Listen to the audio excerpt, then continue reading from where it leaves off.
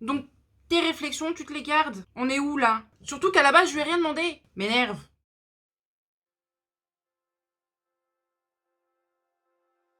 Tout ce que j'ai subi dans cet emploi, et en deuxième partie, comment j'ai réussi à en partir. Et les deux, je peux vous dire, c'est pépite. Hein. Hey, c'est Kaïcha, et aujourd'hui, je vous retrouve pour vous raconter encore une fois une histoire avec un job. Pépite. Avec beaucoup d'anecdotes. J'espère que je saurai vous les raconter dans l'ordre, parce que je vous avoue qu'il y en a beaucoup.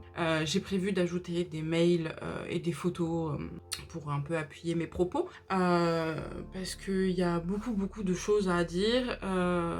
Déjà, je vais vous recontextualiser. C'est un travail que j'ai commencé à faire en septembre 2018. Je ne souhaite pas dire quelle était l'entreprise pour laquelle j'ai travaillé, mais sachez que c'était une entreprise d'État où on faisait de l'armement. Voilà, je pense que j'en dis déjà bien assez.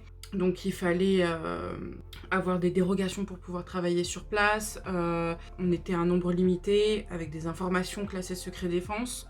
On n'était pas mis sous caméra, mais absolument tout ce qu'on faisait au niveau des logiciels qu'on utilisait quotidiennement, etc., était contrôlé. Le nombre d'appels et sur quel site, etc.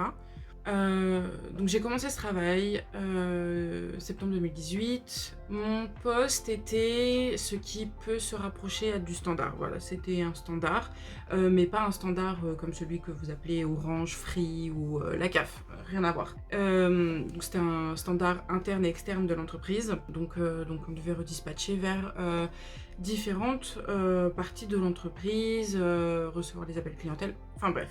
Ça, c'est que du détail, mais c'est pour vous recontextualiser. Et donc, en gros, sur ce lieu de travail, on était une équipe de 3, 4, 5, 6, 7... On était 6 ou 7 personnes, en règle générale, avec une chef d'équipe. La chef d'équipe qu'on va appeler Samantha. Les autres, je leur inventerai des noms sur le moment même, mais en gros, Samantha, c'est avec elle que j'ai eu la plupart de mes problèmes. Vous allez voir que c'est fort sympathique ce que j'ai pu vivre là-bas. Je vais essayer de vous raconter les événements dans l'ordre où elles sont arrivées. Déjà, je commence mon emploi et en 2018, il y a eu un automne extrêmement chaud, mais vraiment super chaud. Et les températures montaient jusqu'à des 32 degrés dans le bureau. Donc pour que vous visualisiez, on était dans un bureau, je dirais, d'une quinzaine de mètres carrés, peut-être même, allez, on va dire 20 mètres carrés, 7 dedans. Avec des ordinateurs, des tours, etc. Donc il faisait extrêmement chaud et suffocant. Et du coup, moi j'arrive. C'est vrai que je ne suis pas très au fait des formalités, de comment ça se passe, etc. Mais l'équipe était super sympa. Et du coup, j'avais vu comment à peu près les choses fonctionnaient et j'avais très envie d'ouvrir la fenêtre. Donc moi je me lève et je demande à la volée, excusez-moi, est-ce que ça dérange quelqu'un que j'ouvre la fenêtre? Personne ne dit non, tout le monde est ouais, ok. Je vais à la fenêtre, je commence à l'ouvrir, mais quand je vous dis à 1 millimètre près, c'est genre, il n'y avait même pas un filet d'air qui avait pu passer, que Samantha se lève de son bureau, mais en furie, me pousse et referme la fenêtre en disant « Tu ne m'as pas demandé l'autorisation ». Déjà, quand elle m'a poussé, je me suis pris un meuble, donc j'avais un bleu au niveau de la cuisse. Et je n'avais pas compris cette violence. Du coup, moi, je me retourne vers elle et je lui fais « Pardon, mais j'ai demandé à tout le monde. Tout le monde m'a dit que c'était ok. » Elle me dit « Oui, mais tu ne m'as pas demandé à moi. C'est à moi que tu demandes. C'est moi qui décide. » Je dis « Bah ok, autant pour moi, mais est-ce que je peux ouvrir la fenêtre ?» Elle me répond « Bah il fait pas chaud, moi j'ai froid. Donc quand tu ouvres la fenêtre, ça fait un courant d'air et j'aurai froid. » Blague. Bref, donc sur le moment, je venais d'arriver, je voulais pas faire de vagues, j'ai laissé passer. Attendez, parce que ça c'est que le début. Après ça, on est toujours à la même période, hein, la période où il fait très chaud, ok? Elle disait qu'on avait le droit de grignoter des petites choses au standard, de ramener à boire, etc. Enfin, quand je dis des petites choses à manger, on n'avait pas le droit de ramener son sandwich, par exemple. Ça, c'était non. Mais on avait le droit, par exemple, de ramener des schtroumpfs, les bonbons préférés de Samantha. Et du coup, moi, j'avais ramené des schtroumpfs. Je trouvais que ça, c'était sympa, partager un petit paquet de bonbons. Sauf que moi, les schtroumpfs, c'est clairement pas mes bonbons favoris. Et je les trouve super longs à mâcher. Et je me suis dit, il faut que je trouve des bonbons qui sont pas trop durs à mâcher, que quand on prend le téléphone direct, qu'on puisse répondre direct sans qu'on soit en mode miam, miam, miam, miam, vite, viens de manger notre bonbon. Du coup, je réfléchis, je ramène des dragibus. Elle me dit pas le dragibus. Ok. Je ramène des bonbons comme les arlequins, etc. Bon, c'est un peu relou, faut les enlever de sa bouche, mais au moins, ça, c'est pas à mâcher. Elle me dit non. Je me dis, un bonbon pratique qui peut s'enlever de la bouche rapidement, etc. J'ai tout trouvé, une sucette. Et donc j'ai ramené des petites sucettes. Je ne vous dis pas le foin que ça a fait. Mais ça a pris des proportions phénoménales. Et elle est venue, moi j'en propose à tout le monde en plus à chaque fois. Et le jour où j'ai ramené les sucettes, elle m'a dit là c'est trop. Tu fais exprès, tu fais tout pour m'énerver. T'as décidé de toute façon d'essayer toutes les gammes de bonbons jusqu'à ce que t'en trouves une qui corresponde. Oui, oui, c'était pas l'objectif, mais oui, c'est potentiellement ce que je vais faire. Ou au pire, dis-moi quel bonbon j'ai le droit, parce que visiblement, les schtroumpfs, ça posait pas de problème. Et elle me dit, j'ai jamais dit qu'on avait le droit de ramener à manger. Ah, tu as mangé. Si. Bref. Et elle me dit, en plus, se contredisant, elle me dit, tu n'as plus le droit de ramener à manger. Là, je suis en mode, alors non. Ça va pas se passer comme ça. Je me lève et je dis excusez-moi à tout le monde en parlant à l'équipe. Mais alors c'est soit t'interdis à tout le monde, soit t'interdis à personne.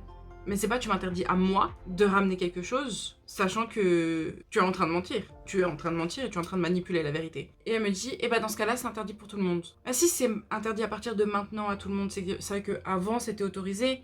Elle me dit, non, mais j'ai jamais vraiment autorisé. Elle dit, dans le règlement, c'est pas autorisé. Oui, mais toi, dans ma formation, tu m'as dit que tu pouvais. Donc pourquoi maintenant tu changes? Elle me dit, oui, parce que j'ai voulu être sympa, etc. Mais maintenant, c'est décidé que non.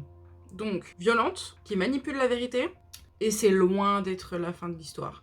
Parce que je vous dis, Samantha, une pépite. Les jours passent, bref, moi je tiens pas compte d'elle, j'étais là pour faire mon travail, le reste c'était pas mon problème. Je continue, etc. Et puis, j'avais pas encore droit à mon badge, parce qu'il faut un certain temps avant qu'on ait droit à son badge. Et du coup, les autres étaient partis chercher un café. Et elle-même voulant aller s'en chercher un, elle me propose un chocolat chaud, plutôt sympa. Et elle me regarde et elle me dit « Avec du sucre ?» Je lui dis « Avec 2 », parce que je connais les cafés et chocolat de machine, c'est souvent très amer, donc je préfère quand il y a du sucre. Et elle me répond « Non, je pense que t'en as pas besoin. » Et elle s'en va. Pardon, comment ça, non, tu crois que j'en ai pas besoin? Mais ça va pas, hein. Bref, c'est même pas la fin de l'histoire. Parce que ça, cette réflexion-là, elle me l'a pas fait qu'une fois, ni 2, mais 3 fois.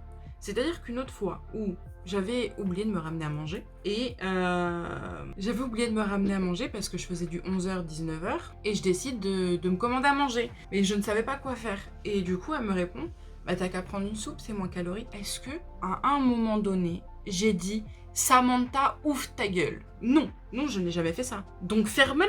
Je n'ai pas demandé ton avis, c'est fou. En plus, je me parlais à moi-même, c'était genre, qu'est-ce que je vais bien pouvoir manger ce midi? T'as qu'à prendre une soupe, Et elle a l'audace de rajouter, en plus, si tu vas l'acheter au carrefour d'à côté, ça te fera faire un peu d'exercice. Madame est nutritionniste? Madame est mon coach sportif? Madame est mon médecin? Non. Donc, tes réflexions, tu te les gardes. On est où, là? Surtout qu'à la base, je lui ai rien demandé. M'énerve. Donc, le temps passe et je peux vous dire que des trucs de manipulation, elle en a fait tellement que je pourrais pas vous donner tous les exemples. Mais les fois où on lui disait un truc et elle disait oui, puis après elle allait répéter tout le contraire et que nous, on apprenait qu'elle avait dit tout le contraire. Ou alors qu'elle nous donnait une information, un ordre, un truc à faire pour le jour même. Et après, elle disait non, je vous ai jamais dit ça. Si! On est 6 personnes à t'avoir entendu dire ce que... Mais on n'est pas folle. Et du coup, c'était ça tout le temps. Je vais vous donner quelques exemples quand même pour que ce soit du concret. Quand je vous disais qu'il faisait super chaud l'été dont je vous parle, je vais même vous mettre des photos de petits... comment ça s'appelle? Des trucs qui prennent de la température. Vous voyez de quoi je parle? Et bah, même avec ça, elle trouvait le moyen de dire qu'on inventait. Une de mes collègues, qu'on va appeler Catherine, qui est comme moi un petit peu ronde, etc., et avec beaucoup de difficultés à gérer la chaleur.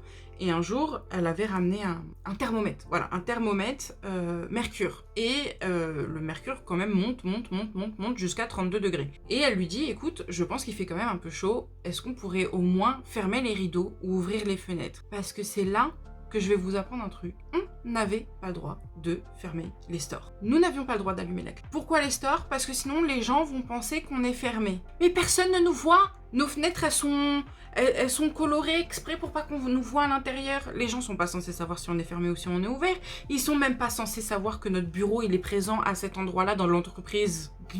Et la clim, pourquoi on n'avait pas le droit de l'utiliser? Parce que sinon, Madame Samantha avait froid. Parce qu'il n'y a que Madame Samantha qui a le droit d'être à l'aise. Bref, donc Catherine lui dit, est-ce qu'on pourrait quand même ouvrir, etc. Non, elle lui montre le thermomètre, elle lui dit, il fait quand même un petit peu chaud. Elle dit, mais t'es complètement folle, hein. Ton truc il est cassé, hein, parce que s'il faisait cette température-là, moi je serais en maillot de bain et à la plage. Bah si on avait le droit de mettre des maillots de bain, franchement, moi ça m'aurait pas dérangé, hein. Donc elle dit à ma collègue qu'elle est folle, que c'est faux, que la température n'existe pas, et que son thermomètre est cassé. Nous rentrons à la maison, nous revenons le lendemain, et qu'est-ce qu'on découvre? Le thermomètre est cassé. Alors qu'il n'était pas cassé, je vous assure qu'il n'était pas cassé. Mais là, on le retrouve cassé. Genre, le mercure ne remonte plus. C'est bizarre quand même. Donc Catherine décide de racheter un nouveau thermomètre, mais électronique cette fois. Ça veut dire qu'il n'y a pas possibilité que ça monte ou que ça descende ou que ça reste coincé à un endroit. Non, c'est électronique. De nouveau, on voit que la température atteint pratiquement les 30 degrés. Non, apparemment, on est toujours folle. Apparemment, c'est faux. Le jour où on a quand même eu le droit à ne plus être traité de folle, c'est qu'en 2020. En 2020, que finalement, il a été décrété qu'effectivement, dans nos bureaux, il faisait un petit peu chaud. 2018, 2020. 2018, 2020. Mais il n'empêche que vous connaissez votre humble serviteuse. Je suis un petit peu grande de bouche. Et moi, j'avais décidé que les fenêtres, j'allais les ouvrir. J'ai décidé que les stores, j'allais les fermer. Et que j'allais allumer la clim.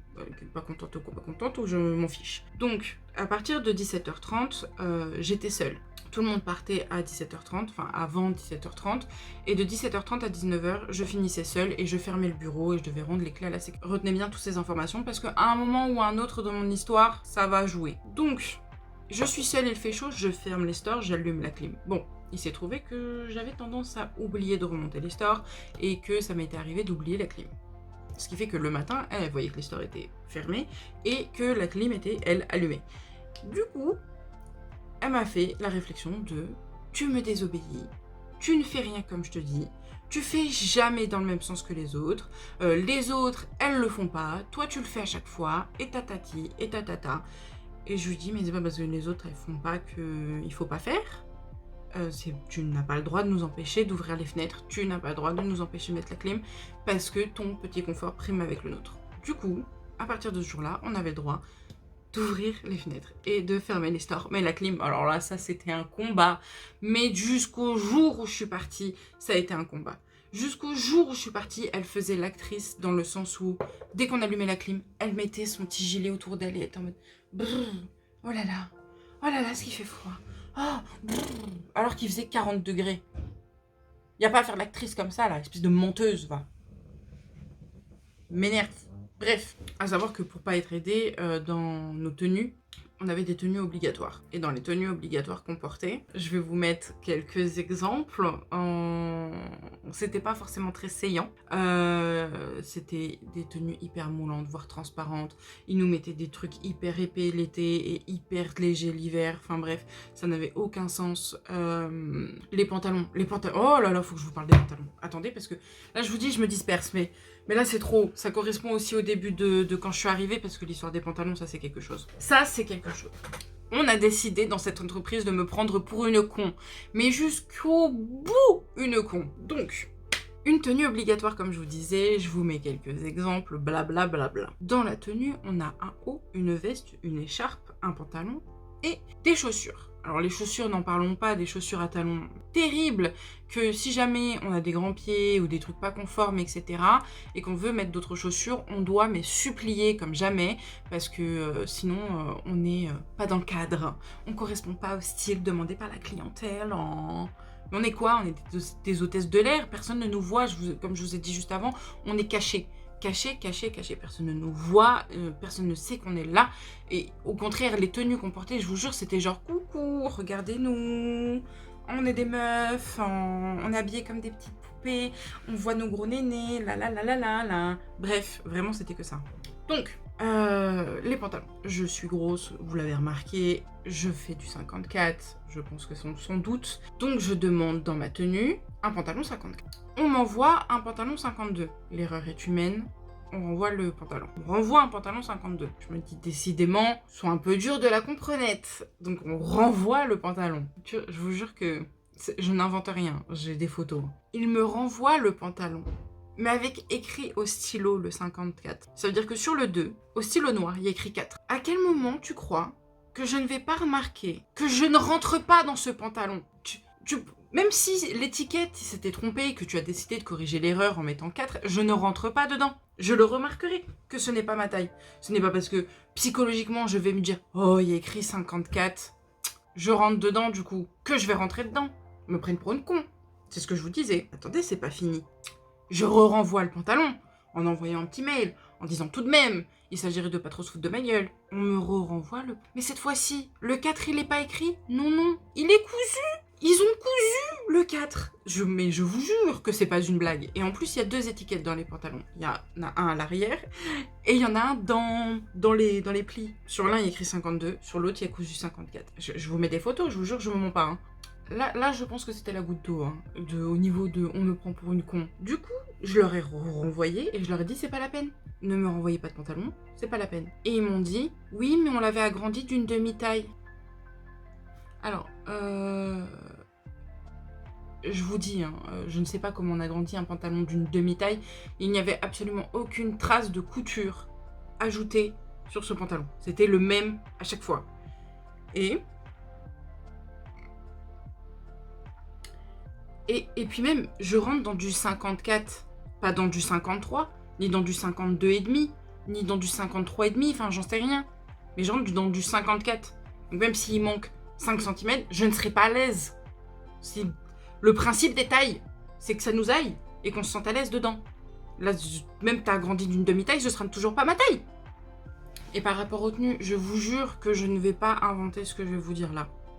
Je n'étais pas présente parce qu'arrivé à un stade, moi c'était absence et retard à gogo.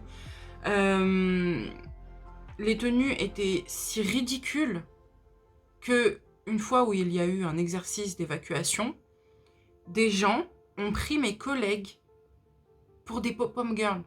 Ils ont cru qu'il y aurait un spectacle. Parce que nos tenues, genre c'était n'importe quoi, du rose flashy avec des vestes vertes, ça n'avait aucun sens. Heureusement que je n'étais pas là. J'étais chez moi en train de roupiller, je vous le dis. Mais c'était phénoménal. Phénoménal le foutage de gueule. Puis alors, quand je vous dis que les tenues étaient mais moulantes, moi qui ai une grosse paire de poitrine et j'étais pas la seule, je peux vous dire que les regards des vieux pervers de l'entreprise qui vous matent comme ça, qui vous ziotent, on avait beau demander des trucs amples, c'était non, le client il voulait pas, mais bien sûr que le client voulait pas, le client voulait se rincer les yeux, pervers. Bref, ça c'est les choses que j'ai dû affronter lors de mes premiers mois sur le site où j'étais employée. Ce qu'il y a eu, c'est que au fur et à mesure, moi je commençais à en avoir un petit peu marre.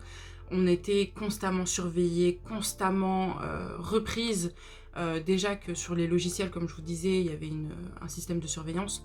En fait, pour moi, la chef d'équipe qui était supposée gérer 15 personnes, donc nous, pour d'autres gens, elle n'était pas là pour gérer que les équipes, non, elle était là pour nous fliquer.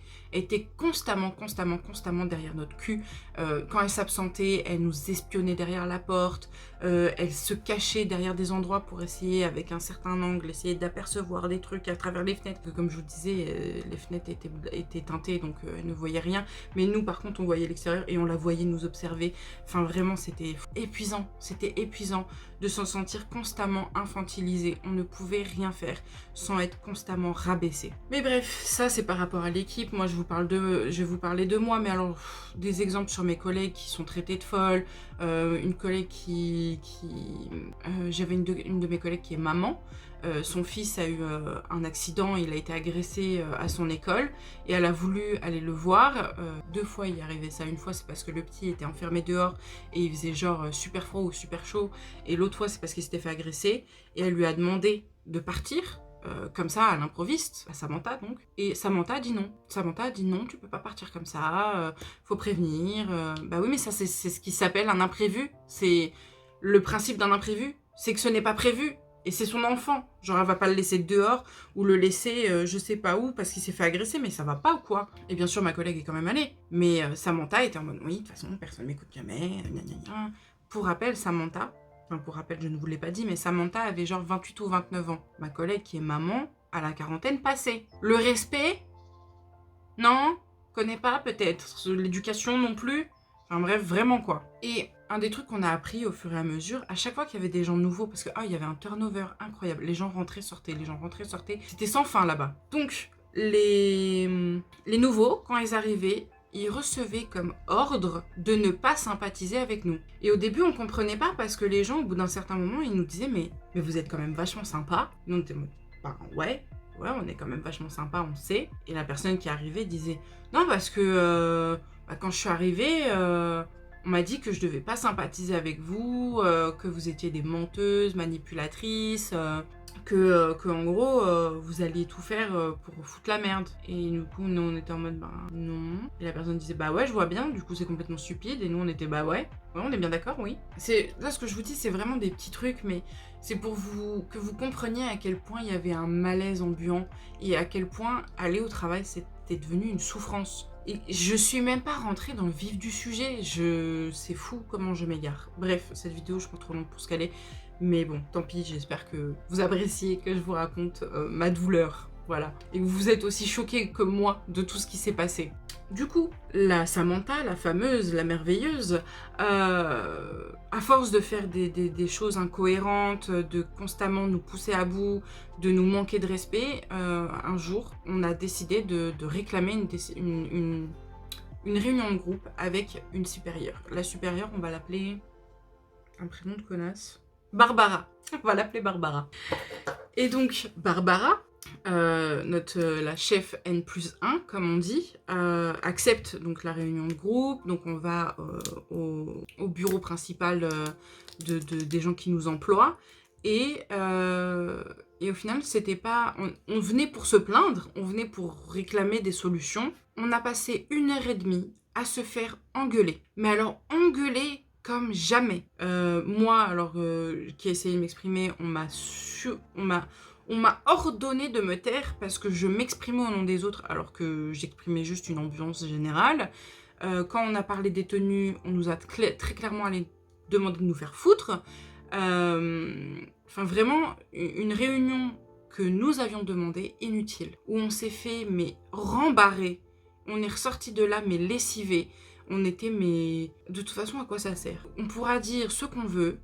Barbara et Samantha ont décidé de nous péter les couilles. J'ai oublié de vous raconter pourquoi, du comment de cette réunion était arrivée. Attendez. Dans une des anecdotes, des choses qui me sont arrivées, et je suis sûre que j'en oublie,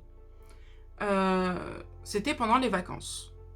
Je m'étais pris 2 semaines de vacances, et en revenant, il est vrai que, comme c'était moi qui devais fermer, c'était avant que je change mes horaires, c'était moi qui devais fermer la salle, donc à 19h. Et que de 17h30 à 19h, comme je vous ai dit, j'étais toute seule, avec interdiction de quitter la salle sans la fermer. Donc, si je n'ai pas la clé, je ne peux pas la fermer, sachant que c'est la personne qui arrive, la première, qui devait me ramener la clé. Sauf que la personne qui me ramenait la clé de d'habitude n'était pas là, elle était en vacances. Donc c'était une autre, sauf que celle qui était là, Elle ne pouvait pas le faire parce que son badge pour aller chercher la clé ne fonctionnait pas. Qui est censé me prévenir dans ce genre de cas? Samantha. Est-ce que Samantha l'a fait? Non. Samantha a préféré ne rien dire. Et du coup, moi, qu'est-ce que j'ai fait? J'ai obéi aux ordres. Je n'ai pas quitté mon poste sans la clé. Donc, j'ai appelé le PC sécurité pour qu'il vienne fermer à ma place. 1 fois, 2 fois, 3 fois, c'est vrai. Donc, la 2e fois, la 3e fois, ils me disent, tu sais, notre supérieur, il est pas trop content. Il trouve pas ça très normal que ce soit nous qui venons fermer tout le temps et tout, sachant que la semaine dernière, on venait déjà fermer. Un de mes collègues qui ne fermait jamais avait oublié qu'il fallait aller chercher la clé. Donc, il avait appelé le PC Sécu aussi. Et elle me dit, mon patron, mon supérieur a dû parler à ta supérieure par rapport à ça, donc est-ce que tu as eu un retour? Elle me dit, donc t'as pas dû avoir de retour parce que là, ce soir, tu nous as encore appelé. Non, elle m'a rien dit du tout. Et donc le lendemain, j'arrive, elle me dit, excuse-moi, est-ce que tu as eu besoin d'appeler le PC sécurité? Oui. Elle me dit, pourquoi? Est-ce que ton badge ne fonctionne pas? Je dis, bah écoute, j'avoue, avouez ma faute, j'ai dit j'avoue, que je n'ai pas été vérifiée parce que ça fait 3 jours que quand j'arrive, il n'y a pas la clé et je m'en rends compte trop tard. Et du coup, j'ai fait appel au PC Sécu pour pas sortir et laisser le bureau sans surveillance. Et elle me dit, mais pourquoi tu me l'as pas dit? T'as fait de la dissimulation d'informations, t'as fait ça exprès pour foutre la zizanie entre moi et le bureau de sécurité, ça va pas, en gros tu déconnes. Ça va, ils descendent d'un étage, hein, c'est pas comme s'ils traversaient, ils faisaient 110 mètres de haie pour venir jusqu'ici, quoi. Enfin, ils descendent 10 marches, quoi. Enfin, ça va. Donc elle pète un câble, et elle me dit, là, tu l'as la clé? Je dis, non, là, j'ai pas la clé. Et là, elle se lève. Elle me dit, franchement, ton incompétence au travail, faudra en reparler. Le rapport entre une clé et le fait que je réponde au téléphone ou non. Le rapport, quel est le rapport? Le rapport. Bref, elle part. Mais elle dit pas qu'elle va chercher la clé. Juste, elle sort. Moi, avec mes collègues, on est un peu surpris. What the fuck, mais qu'est-ce qui lui arrive? Et là, elle revient, en marchant très très vite. Genre tout. Genre le pas décidé, genre personne ne m'arrête, j'écrase tout ce qu'il y a sur ma route. Et elle passe derrière moi, comme ça. Et moi, du coup, pour continuer la conversation, parce qu'elle était sortie avant que j'ai pu répondre, je me tourne vers elle. Et là, je vois un trousseau de clés qui passe comme ça devant mon visage et qui atterrit sur mon bureau. Donc moi, je suis hyper choquée, parce que j'ai failli me manger un trousseau de clés dans la figure. Et elle continue son chemin et elle retourne au bureau. Là, moi, je prends sur moi. Je me dis, ok, soit je me lève et je lui pète la gueule, soit je reste assise, je garde mon calme. Et je reprends cette conversation comme si de rien n'était. Donc je me lève. Mes collègues, je rappelle, on n'est pas toute seule dans la pièce, il y a des témoins. Et mes collègues sont ultra choqués. Et donc je me lève et je lui dis, qu'est-ce que tu as à redire par rapport à mon professionnalisme, etc. etc. Bref, et elle me menace et elle me dit, oui, de toute façon, t'as intérêt à ne plus faire appel au PC sécurité, parce que sinon je serai au courant et tu vas voir ce qui va se passer si tu fais ça. Sinon quoi? Tu peux pas me virer. Donc, je sais pas si vous vous rendez compte qu'elle m'a jeté un trousseau de clés à la figure. Je sais, elle m'a poussée, elle m'a fait des réflexions grossophobes, elle m'a manipulée, elle a essayé de me foutre dans la merde, et elle me jette un trousseau de clés à la figure. Je sais pas si vous vous rendez compte. Et Barbara, qui est bien sûr une manipulatrice, mais dans les deux sens, parce qu'elle, elle est toujours dans le camp qui l'arrange, elle vient après, quand Madame Samantha part en vacances, donc dans les 2 jours qui suivent l'événement, et Barbara vient nous voir. Parce que comme je vous ai dit, on était sous surveillance, parce que nous sommes des enfants, nous ne sommes pas capables de nous débrouiller seuls. Donc Barbara vient pour vérifier que tout se passe bien. Et moi, bien évidemment, je suis une poukie, je lui balance tout ce qui s'est passé. Je lui ai fait un mail. Mais alors, je vous fais défiler le mail. Voilà, là vous le voyez, il est long. Ça retrace tout ce que je vous ai raconté. Et elle me demande ça parce que je lui dis, vous êtes quand même au courant que votre employé m'a lancé un trousseau de clés à la figure? Elle me dit non. Je dis c'est. Elle me dit non. Je dis c'est. Et après, à peu près 5-10 minutes de non, c'est.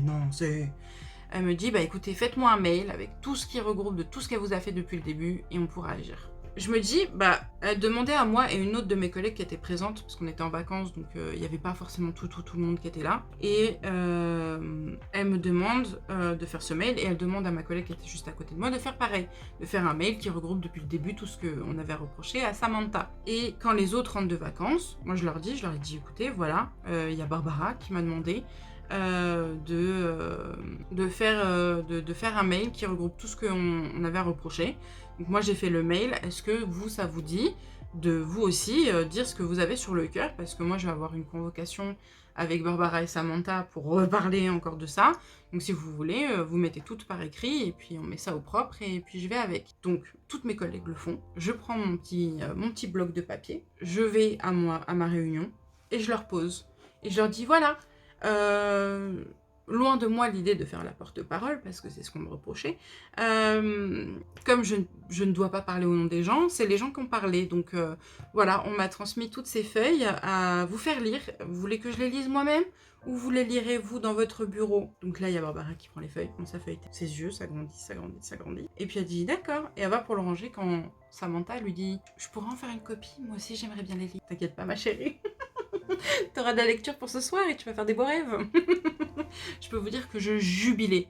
Alors je suis pas une connasse, hein, peut-être un peu. Mais là pour le coup, j'étais bien contente d'être une connasse. Et donc quand il y a eu analyse de toutes ces feuilles, etc., il y a eu la fameuse réunion dont je vous ai parlé où il y avait tout le monde, parce que du coup le fait que ce soit sur papier et que ce soit passé par moi, bah ça pouvait avoir été transformé. Mais à la réunion on pouvait même pas en placer une, donc au final on n'en a jamais parlé. Puis alors mes collègues, que vraiment j'adore, hein, enfin je les porte toujours dans mon cœur. Si elle voit cette vidéo, voilà. Hein. Mais sachez-le, je vous adore. Mais vraiment, j'ai été un peu choquée du fait que, genre, dès que on discutait entre nous, c'était hyper virulent de je vais dire ça, je vais dire ça, je vais dire ça. Et quand on avait enfin eu l'occasion de dire les choses, bah on a été très peu à dire les choses, très peu à parler, très peu à prendre la parole, très peu à oser. Et ça m'avait grave déçue. Mais bref, on s'en fiche. Parmi du coup toutes les raisons qui m'ont poussée à vouloir quitter ce travail et à en avoir ras le cul, c'était parce que même Barbara était dans la manipulation, le mensonge permanent, la culpabilisation. Et je vais vous donner juste 2-3 exemples. Je sais pas pour ceux qui sont dans le milieu du travail, mais nous on avait des EAE, c'est-à-dire qu'une fois tous les je sais pas combien, on avait une réunion entre Barbara, donc la N+1, et Samantha, notre chef d'équipe, pour faire un bilan, je crois que c'est une fois par an, bilan annuel de je sais plus quoi. On passe notre entretien, et il faut dire qu'il ne se passe pas extrêmement bien, parce que ça faisait déjà un moment que je voulais me barrer, on était déjà 2019 passé.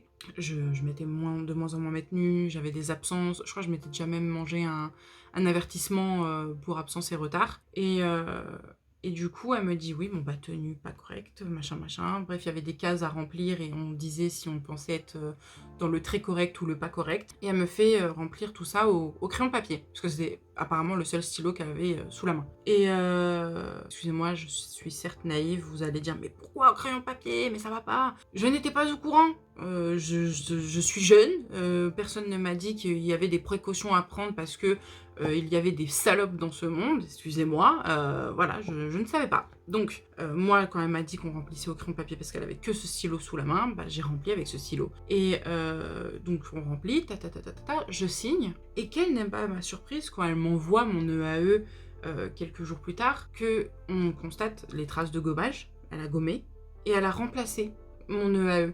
Et elle l'a rendue plus mauvaise que ce qu'elle n'était au départ. Et je trouve ça, mais déjà c'est totalement illégal parce que je l'avais signé, c'est un document officiel, et elle le modifie derrière mon dos. Parce qu'elle n'a pas osé me dire en face qu'elle me trouvait nulle dans tel ou tel truc, ou peut-être parce que, ah oui, j'avais réclamé de faire cet entretien sans Samantha. Parce que Samantha, dès qu'on disait quelque chose, il fallait qu'elle nous contredise.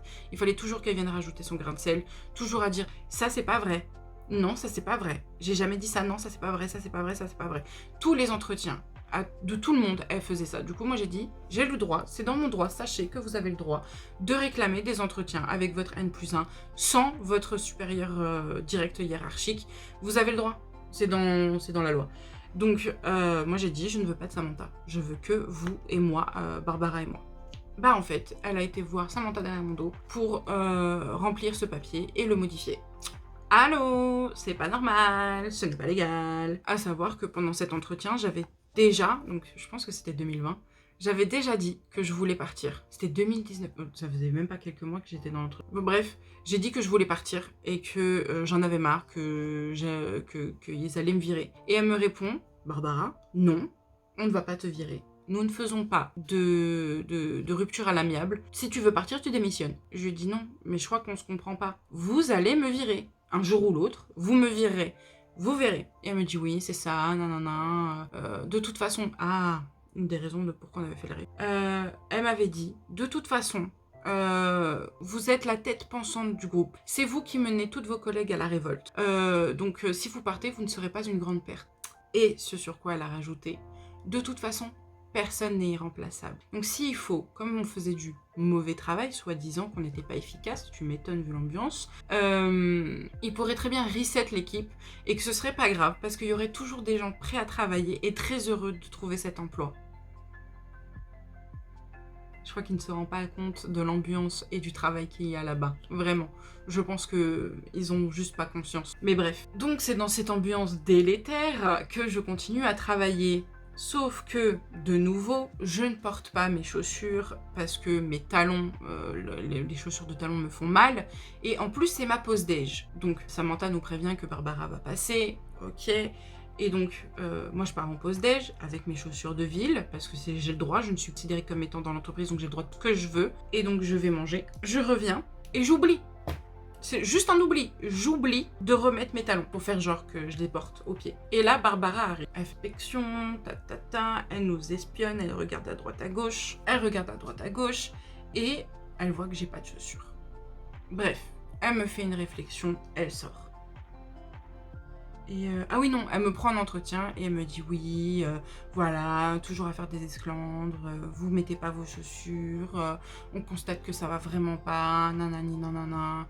Et moi je suis en mode mais ça va pas ou quoi, j'ai juste oublié, voilà c'est tout quoi, je suis à mon bureau, je suis en tenue, je suis arrivée à l'heure, enfin vraiment il n'y a pas de souci quoi. Et bref, je retourne avec mes collègues, elle reste avec Barbara et Samantha reste à l'extérieur du bureau. Donc quand on ferme la porte, on ne les voit plus. Et mes collègues me demandent, bah alors il s'est passé quoi? Pourquoi elle a voulu te parler? Donc je lui dis, bah parce que j'avais pas mes chaussures. Et une de mes collègues, qui elle par contre est le meilleur élément, d'après elle, alors que d'après, quand je dis elle, Barbara et Samantha, hein, pas d'après ma collègue, elle-même se rendait bien compte qu'elle n'était appréciée que parce qu'elle rendait beaucoup de services, mais que sinon, bah, le reste du temps, voilà quoi, elle prend pas d'appel, elle mettait pas sa tenue, enfin voilà. Et elle dit, mais moi non plus j'ai pas mes chaussures, elle m'a rien dit. Et je dis, bah oui je sais bien. Mais voilà, donc c'est moi la cible parce que je suis la tête pensante. Ah oui, et donc on discute. Et on est deux à être debout par rapport aux autres et on parle, etc. On parle de ce qui s'est dit. Et tout d'un coup, ma collègue, celle qui avait pas de chaussures, comme je vous disais, sort pour aller pisser. Et en ouvrant la porte, n'est-il pas qu'on trouve Barbara littéralement à 2 doigts de tomber parce qu'elle était en train d'écouter derrière la porte. Et sa réaction, ça a été de faire... Bravo Kaïcha! Bravo! Vous empêchez vos collègues de travailler! Bravo! Ce n'est pas le moment de papoter! Ah donc on n'a plus le droit de parler en plus, d'accord.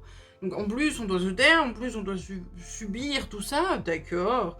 Et donc elle m'applaudit comme ça bien fort en me disant bravo, bravo!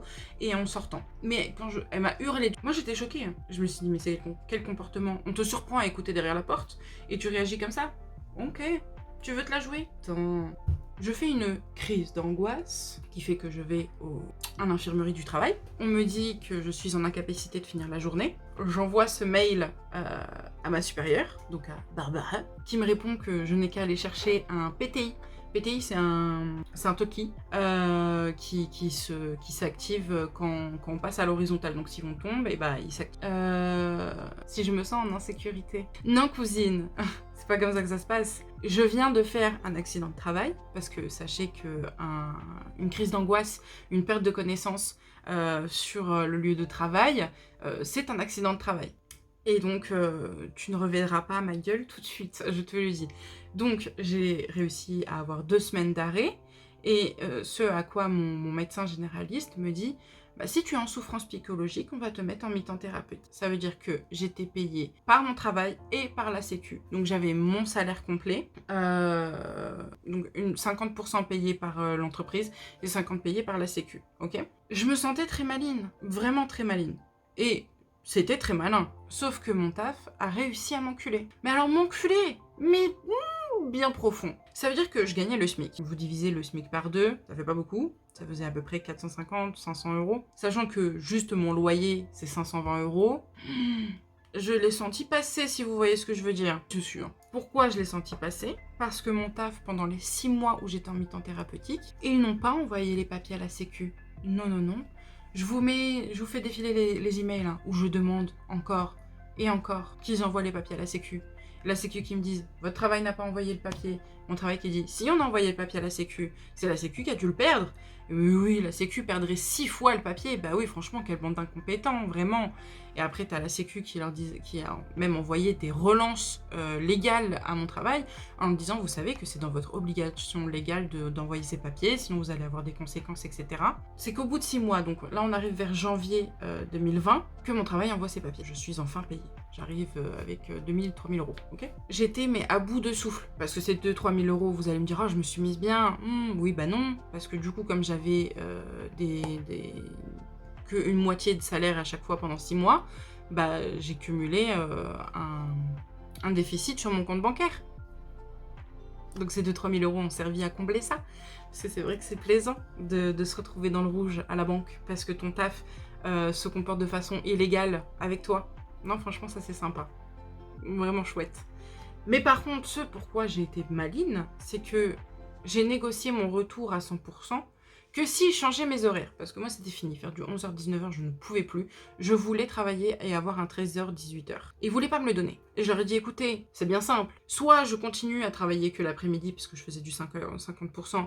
Donc, je faisais 14h-18h. Je leur disais, soit je continue à faire 14h-18h, vous continuez à me payer mon plein salaire et moi je suis en mi-temps. En vérité, je pouvais pas faire continuer le mi-temps très longtemps. Soit vous changez mes horaires. C'est vous qui voyez. Mais dans tous les cas, parce que eux, ils versaient un salaire complet, mais 50% à moi et 50% à la sécu. Et du coup, bah, ils ont changé mes horaires. Ce qui les a bien fait chier, parce que quand je leur ai demandé de changer mes horaires, ils ont dit « Mais si tu es malheureuse ici, on peut te changer d'emploi. Tu sais, on peut te changer de site, on peut t'envoyer ailleurs. » Et je leur ai dit « M'envoyer où ?» Et ils m'ont proposé un emploi à 50 km de chez moi. Vous êtes con ou stupide? Il faut choisir, bien sûr que je vais dire non. Donc, je dis non, je reste, ils changent mes horaires, parce que j'obtiens à peu près toujours ce que je veux. Et la petite vie continue. 2020, du coup, arrive avec le Covid. Alors là, les copains, mais alors là, une pépite! Ils ont voulu nous faire travailler alors qu'on n'avait pas de main, pas de trucs pour les mains.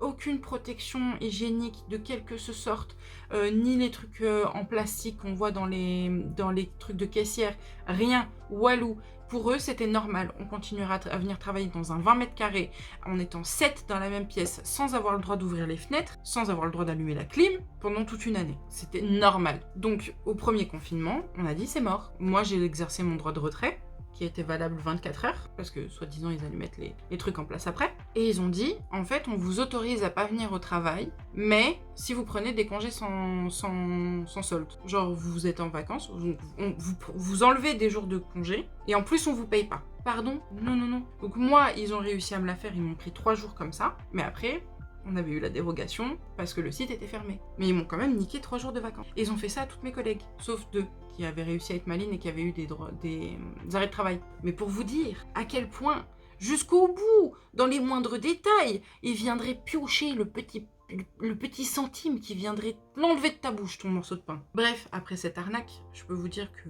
venir au travail était un enfer, donc j'ai réussi à gratter quand même 2 mois de vacances. C'était plutôt pas mal. Franchement, c'était bien. Ah, c'était bien. Ouais, j'étais vachement bien chez moi.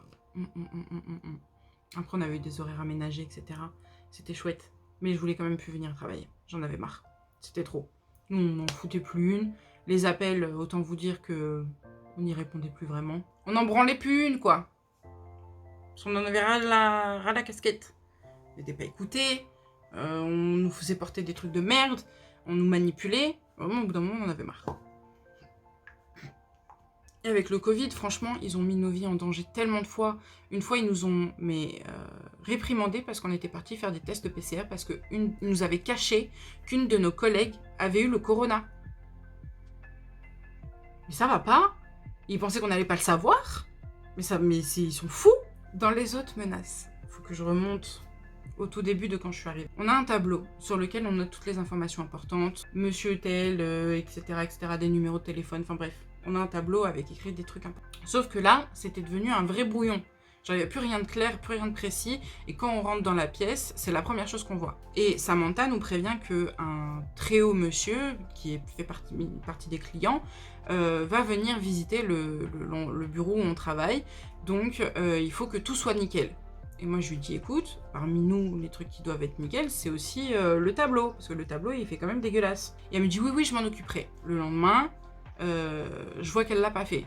Et je me dis, bah, elle doit être très occupée et tout. Donc je lui en reparle, elle me dit oui, oui, oui, oui, oui, sauf que le client venait le lendemain. Et moi je me dis, bon, bah, elle va pas avoir le temps d'ici le lendemain. On sait pas à quelle heure le client va passer. S'il passe tôt le matin et qu'elle a pas eu le temps de le faire, ça va être relou. Donc comme je vous ai dit, moi j'étais toute seule de 17h30 à 19h. Moi avant ça, j'ai dit à toutes mes collègues, écoutez les filles, allez-y, vous notez tout ce qu'il y a écrit sur le tableau, comme ça vous êtes sûrs qu'il manque rien. Moi sur une feuille, je renote tout. La feuille, je l'accroche au tableau avec des aimants et j'efface tout ce qui était information périmée. Comme ça, si jamais il y avait une des informations que j'avais effacée par erreur, elle était sur le papier. Et toutes mes collègues avaient bien pris le soin de noter. Et donc, je fais ça avant que je sois toute seule. Sauf que Samantha revient et elle voit que j'ai effacé le tableau. Elle me dit mais je t'ai pas demandé de le faire. Je dis bah ouais, mais j'ai voulu te rendre service, donc bah voilà. Elle me dit non, ça va pas. Et elle ressort. Et elle revient. Elle me dit, j'ai que jusqu'à 19h pour le remettre parce que sinon ça va très mal aller. Mais moi, je ne remettrai rien avant 19h. Je lui dis, écoute, si tu veux que ça revienne sur le tableau, tu prends un petit stylo et puis tu le notes toi-même en fait. Moi, j'ai voulu te rendre service, donc je suis désolée d'avoir voulu te rendre service. J'ai fait ton taf à ta place, désolée. J'ai tout remis sur une feuille, donc il n'y a rien qui est perdu comme information. Tout le monde a pris des notes, donc tu as juste à reprendre un petit stylo et réécrire ce qu'il y a sur la feuille. Au pire du pire. Genre vraiment, ta menace ne marche pas sur moi et je ne le ferai pas. Et elle s'est mise à me hurler dessus et à me dire, de toute façon, comme tu m'écoutes pas, je t'écoute pas. Je vous rappelle, elle est chef d'équipe. Allô, il y a quelque chose qui va pas. Hein. Bref.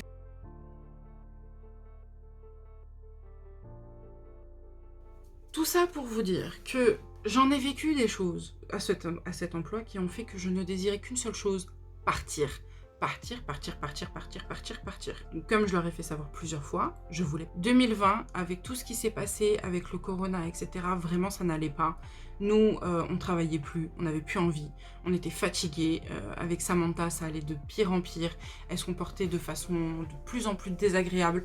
Un coup, elle était gentille, un coup, elle était méchante, un coup, elle était gentille, un coup, elle était méchante. Enfin bref, ça devenait invivable. Et finalement, on a réussi à avoir un rendez-vous avec une N+2, genre plus que Barbara. Et on avait des rendez-vous individuels. On est toutes convoquées, une par une, donc c'est le principe individuel, je suis con. Bref. Et moi, pendant mon rendez-vous, je lui dis, j'ai eu 3 avertissements. Normalement, au bout de 3 avertissements, on est viré. Moi, je suis toujours là. J'aimerais bien savoir pourquoi. Elle me dit, oui, parce que votre poste, non. J'ai dit, écoutez, concrètement, je m'en fiche. Qu'on soit honnête, de vous à moi, on est en train de perdre du temps. J'ai envie de partir, je perds de l'argent, je vous fais perdre de l'argent, et vous perdez du temps. C'est-à-dire que là, vous pourriez avoir quelqu'un d'efficace qui a envie d'être là pour faire le travail, plutôt que moi, qui n'ai pas envie d'être là, qui ne fait pas le travail. Et vous me payez. À un moment donné, il faut être cohérent. Virez-moi. Elle me dit non, on peut pas faire ça. J'ai 3 avertissements, pourquoi vous pouvez pas faire ça?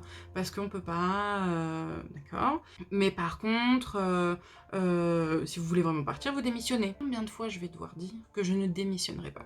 Donc, moi, c'était la première fois que j'ai parlé, donc je lui ai dit gentiment, je lui ai dit, écoutez, je ne veux pas démissionner, parce que je veux mon chômage, parce que je veux monter ma société. Donc je ne démissionnerai pas. Vous allez me virer. Elle me dit, oui, mais on fait pas les trucs à l'amiable. J'écoute, je sais que vous avez déjà arrangé quelques personnes.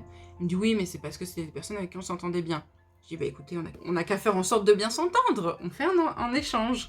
Vous me laissez partir avec mon chômage et je fais en sorte que les choses se passent bien. Elle me dit, écoutez, on va faire ça. Elle me dit, s'il vous plaît, vous attendez jusqu'à début février 2021 avant de partir. Vous faites un abandon de poste. De mon côté, je vous assure qu'en 3 semaines, vous avez le chômage. En 3 ou 6 semaines, je sais. Vous êtes sûr? Elle me dit, oui, je suis sûre. De toute façon, si c'est faux, vous allez revoir ma gueule. Vous savez. Elle me dit, oui, je sais. Je dis, ok. Je dis, bah, dans ce cas-là, de votre côté, vous donnez votre engagement. Je veux bien attendre jusqu'à février. Et même en échange, je veux bien me comporter, porter ma tenue, être à l'heure, etc. jusqu'au jour de mon départ. Parce qu'il y allait avoir du turnover, etc., des nouveaux, etc. Je voulais pas donner de mauvaise. Elle m'a dit d'accord. Vous devinerez jamais, pour la petite anecdote, ce qu'on a appris quand on est revenu au bureau. Samantha avait posé sa démission le matin même. Parce qu'elle savait qu'elle allait s'en prendre plein la gueule. Notre réunion, c'était aussi pour parler sur Samantha. Elle a démissionné. 2 semaines plus tard, elle était... Si ce n'est pas incroyable. Bref, donc on était vers novembre. Novembre, c'est cool. Décembre, c'est cool. Janvier, c'est cool. On a le chef d'hôtesse. Il y a eu des nouveaux, des gens qui sont partis. Et arrive février, où je fais mon abandon de poste. Je quitte tout. Bien sûr, tout le monde est au courant, on m'avait même fait une petite fête de départ, voilà. Moi, le jour du départ, je leur fais un petit texto, je leur fais « Salut tous, je ne reviendrai plus !» En plus poli, bien évidemment. Et on dit « Ok », je rentre chez moi, les doigts de pied en éventail, j'attends 2, 3, 4, 5 semaines, je suis effectivement virée. Une semaine plus tard, j'ai mon chômage. Si ça, c'est pas beau quand même. Et depuis, j'ai le chômage. Et voilà que aujourd'hui, enfin, le jour où je vous tourne cette vidéo, le 16, j'ai reçu depuis 2 jours mon numéro de tirette. Ça veut dire que je suis officiellement, enfin, auto-entrepreneuse. Oui. Voilà mon histoire avec le deuxième pire job de ma vie, où je peux vous dire, là ça fait 1h08 de rush. Ça va être insupportable à monter, j'espère pour vous que ça n'a pas été insupportable à écouter. Si jamais vous voulez encore plus d'anecdotes, n'hésitez pas à liker et à vous abonner. Si vous avez des questions ou si vous avez des réactions par rapport à tout ce qui s'est passé, et surtout, si vous avez tenu jusque-là, écrivez Samantha dans les commentaires. Et sur ce, écoutez, je vous fais plein de gros bisous, et je vous dis ciao.